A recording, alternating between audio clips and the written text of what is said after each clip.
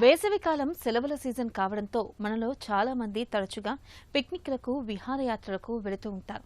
దూర ప్రయాణాలు కూడా చేస్తూ ఉంటారు. అయితే ఇలాంటి పరిస్థితుల్లో బయట మండిపోయే ఎండలకు తోడుగా కొత్త ప్రాంతాల్లోని కొత్త వాతావరణం కారణంగా డీహైడ్రేషన్, వడదెబ్బ, వాంతులు, విరేచనాల వంటి సమస్యలు పలకరిస్తూ ఉంటాయి. ముఖ్యంగా కలుషిత నీటి మూలంగా సమస్యల తాకిడి పెరుగుతూ ఉంటుంది.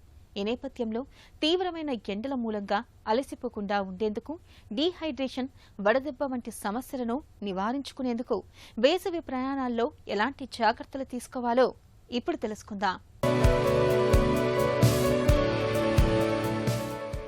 వేసవిలో బయట ఎంత ఎండలు మండిపోతున్నా సరే, సెలవుల సీజన్ కావడంతో పిల్లల కోసం, పిక్నిక్ల కోసం అడపాదడపా ఇంటి నుంచి కాలు బయట పెట్టక తప్పదు, తరచూ ప్రయాణాలు చేయకా తప్పదు.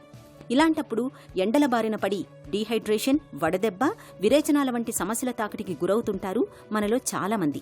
అయితే ప్రయాణాల్లో కొన్ని ప్రత్యేక జాగ్రత్తలు తీసుకోవడం ద్వారా వేసవి ఇక్కట్లను మనం చాలా వరకు అధిగమించవచ్చు. ముఖ్యంగా ప్రయాణాలు చేయవలసి వచ్చినప్పుడు వాతావరణం కాస్తంత చల్లగా ఉండే ఉదయపు వేళల్లో కానీ లేదా సాయంత్రం వేళల్లో కానీ బయలుదేరడం మంచిది. ప్రయాణానికి బయలుదేరే ముందు బాగా నీళ్లు తాగడం మంచిది. తప్పనిసరిగా నీళ్ల బాటిల్ని వెంట ఉంచుకోవాలి. దాహం వేసినా వేయకున్నా తరచూ కొద్దిగా నీళ్లు తాగుతుండాలి. పిల్లలకు, వృద్ధులకు ఈ జాగ్రత్తలు మరీ అవసరం. వేసవిలో చల్లగా ఉంటాయి కదా అని పదే కూల్ డ్రింకులను తాగడం మంచిది కాదు. అలాగే ఐస్ క్రీముల్ని కూడా ఎక్కువగా తినకూడదు. వీటికి బదులుగా నీటి శాతం ఎక్కువగా ఉండే పుచ్చకాయ, కర్బూజా, బొప్పాయి వంటి పళ్లు తరచుగా తింటూ ఉండాలి. ప్రయాణాల్లో తప్పనిసరిగా గ్లూకోజ్ పౌడర్ని వెంట ఉంచుకోవాలి. నీరసంగా, అలసటగా అనిపించినప్పుడు కొద్దిగా గ్లూకోజ్ను చప్పరించడం వల్ల శరీరానికి తక్షణ శక్తి లభిస్తుంది. తడిగా ఉన్న టవల్స్ని, నాప్కిన్స్ని వెంట తీసుకెళ్లాలి. తడి టవల్తో తుడుచుకోవటం వల్ల వేడి, ఉక్కపోతల నుంచి మంచి ఉపశమనంగా ఉంటుంది.